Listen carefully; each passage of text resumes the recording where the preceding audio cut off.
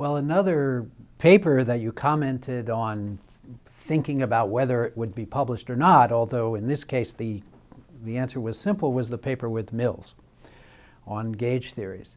Now, looking back from here, the time from your arrival to the time of that paper, which was 1954, if I remember right, is not so long from this perspective. Can you give some trace of how it developed, how it came to fruition?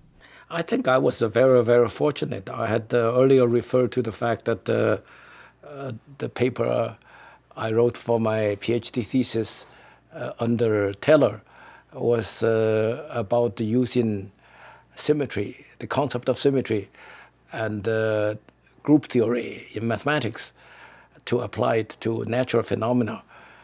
For some reason, that was something that I early already, when I was in China, was very much interested in.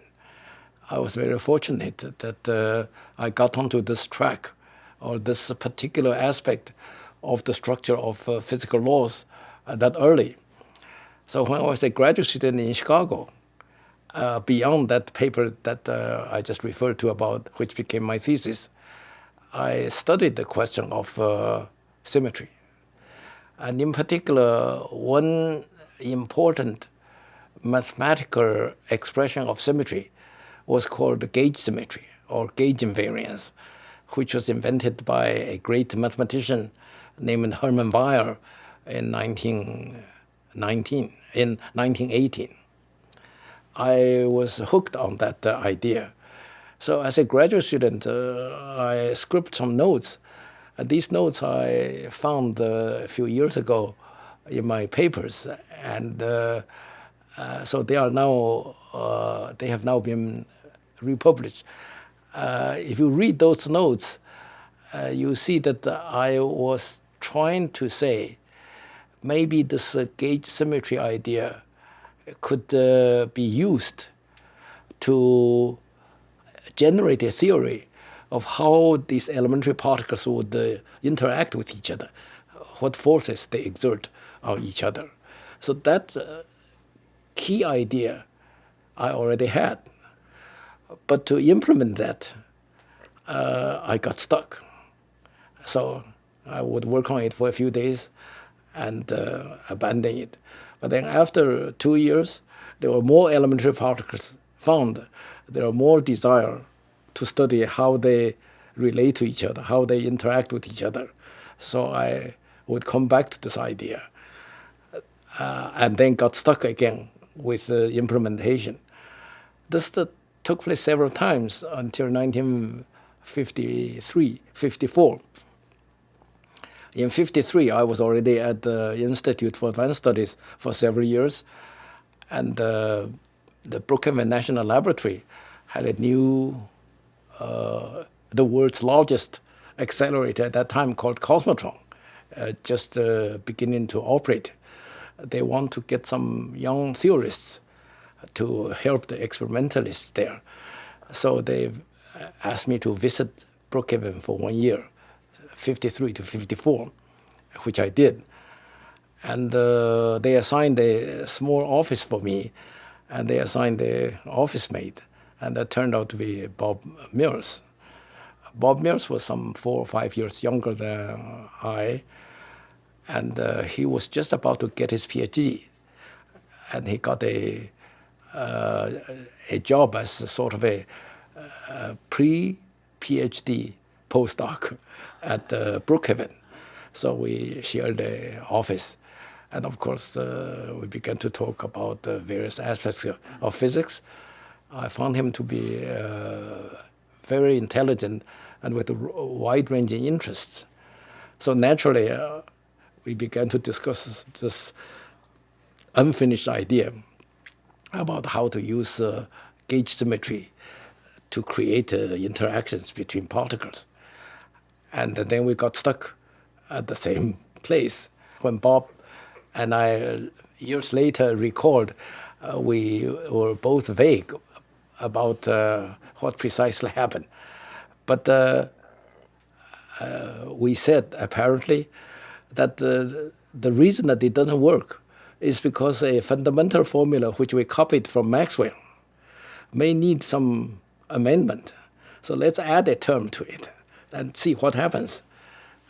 We added a quadratic term. At the time we said, if the quadratic term still does not work, we'll add a cubic term. But fortunately, when we added the quadratic term, after a couple of days of calculation, not very long, today we can teach to the graduate students in 1 hour. We found that all the difficulties disappear.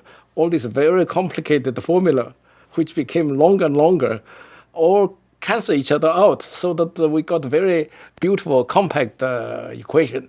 So we knew we got something. Then there was a long struggle because the idea was beautiful. The structure was very beautiful. But how do you compare that with experiments? And there was one major problem which we couldn't solve, namely, according to what we structured, it was a set of equations. It apparently gives 0 mass particles, lots of them. But there were no such 0 mass particles to be found. So that was a big obstacle. In fact, in February 1954, while Mills and I were still doing this, Oppenheimer, back in Princeton, heard about it. And also, Pauli was visiting Princeton, and Pauli was interested in the idea. So Oppenheimer called me up and said, Frank, why don't you come back to Princeton and give a seminar on what you're doing? So I did. And at the seminar,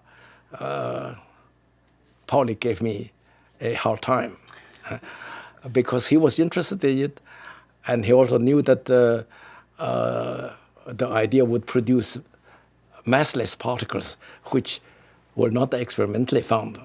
So he kept on raising this question. So I had described that experience in my selected papers. After that, for some 4 months, Mills and I tried to solve this problem. We couldn't.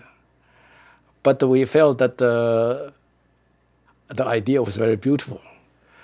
So we wrote a paper. At the end of the paper, there was a paragraph discussing this particular question. Why are there massless particles? Why we apparently were creating a theory with massless particles which were not experimentally found. That section was very difficult to write because we didn't know what the solution was. But today, with hindsight, if you read that section, what it essentially says is that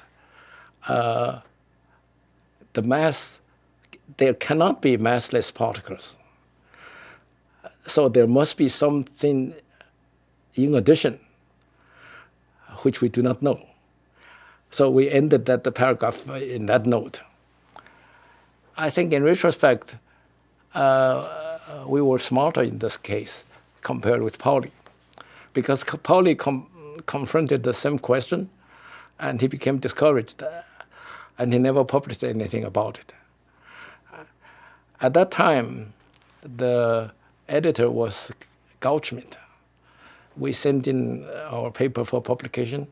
No questions were really asked. He accepted it without any questions, so within 2 or 3 months, it was published. Of course, now it has become a very important paper because later on, there were additional ideas, very important ideas, called the symmetry breaking, which became very successful starting in the 1970s.